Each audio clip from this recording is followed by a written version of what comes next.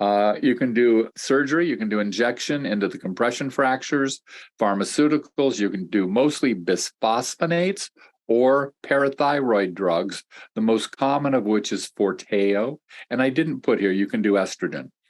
For the compression fractures, I haven't seen anything that really works other than the injections. And it's like, they stick a hypodermic needle in and they fill it with cement and it pumps the vertebrae back up. And so sometimes that's necessary.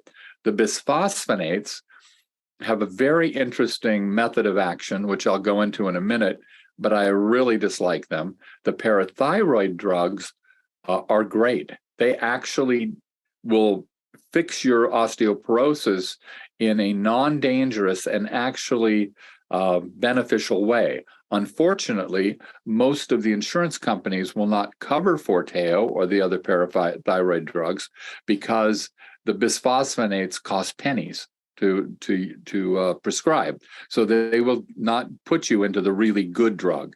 I have several patients who've been prescribed bisphosphonates.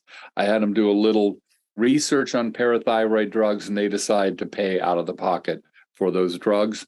And the two I can think of right now, the two most recent, neither of them is diagnosed with osteoporosis at this time. Okay, so these are some of the guilty parties: Fosamax, which you all know of, Actonel, Reclast, Atelvia, Boniva. These are all different forms of the dendronate drugs. They all have very long half-life in the body. So even if you stop taking them, they are still affecting your body for many, many years, often about 7 years half-life. And they have horrible side effects potentially. There was a Dr. Jennifer Gunter, I think, but don't quote me. She wrote a book on osteoporosis and prevention. And she was a medical doctor in New York, and she had several older patients come in and say, "Hey, doc, I was standing up, my hip broke, and I fell down." And she'd say, "Oh, no, honey, what happened? You just don't remember correctly. You fell down and broke your hip." And then, "Well, I don't think so, doc." Well, she was riding on the subway, holding on to one of the overhead metal holders that you hold to stand up.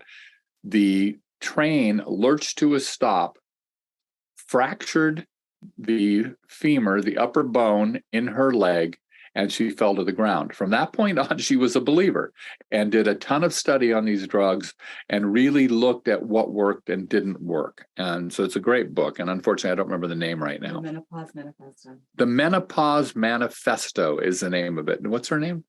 Jen Gunter. Jen Gunter. Yeah. Very interesting book. And she goes into a lot of detail about this. So bisphosphonates, these are the most common prescription therapy for osteoporosis.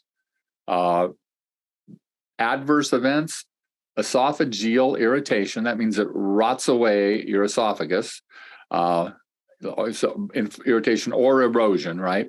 Hypocalcemia, you get very low calcium and bone pain. Contraindications: esophageal problems, renal dysfunction, which is kidney problems, etc. Warnings. Now, they didn't put this under adverse events. It's kind of fascinating. Osteochronosis of the jaw. Osteo is bone.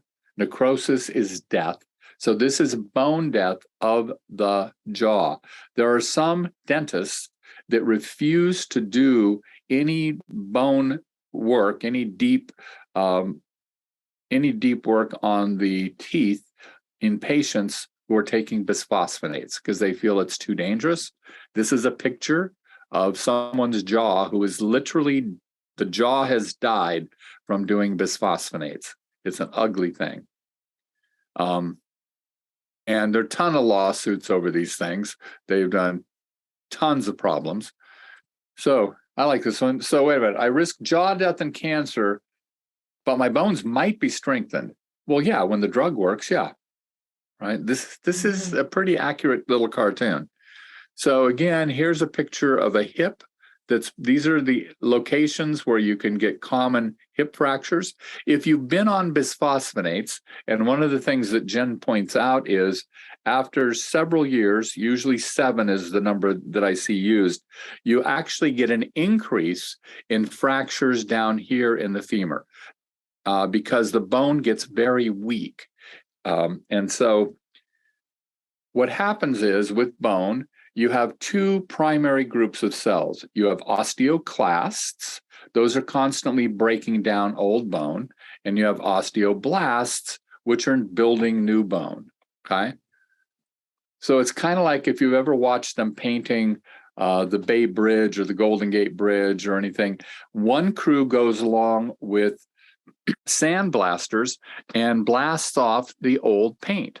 Then another group comes along behind him and puts on new paint, because any idiot knows that if you put the new paint on over the old paint, they're both going to fall off. Same thing happens with bone. So you need the osteoclasts to break down the old bone and recycle it. You need the osteoblasts to build new bone, building new bone and put it down. Well, the problem is, and I remember I said that it was really hiding the problem, the bisphosphonates were. What bisphosphonates do is they stop the work of the osteoclasts. So you're still producing some new bone. And again, it's a matter, are you replacing it faster than it's being taken away, right, with osteoporosis? And so with bisphosphonates, they stop the action of the osteoclasts, and so they stop the breakdown of the bone. And you still get a little activity from the osteoblasts that are building new bone. So the problem is you're now putting new bone over old bone that's very weak because it loses its crystalline structure. It's like anybody who's done construction knows, if you pile up a big pile of concrete, it may have a lot of strength if you put something on top of it, but you can take a pickup and run into it and it'll just scatter. It'll just break up that concrete. So what they do is they put stressed rebar in it, and then it's stronger than almost anything. That's what they build bridges out of, is this stressed concrete. And so if you're using bisphosphonates, you're building big piles of very weak bone, which, by the way, look really good on the DEXA. It's like, ooh, all that bone. And then after 7 years, the bone falls apart and you get a fracture. Okay, so not my favorite idea. So these are different types of fractures that you'll see around the hip. All of them are disabling.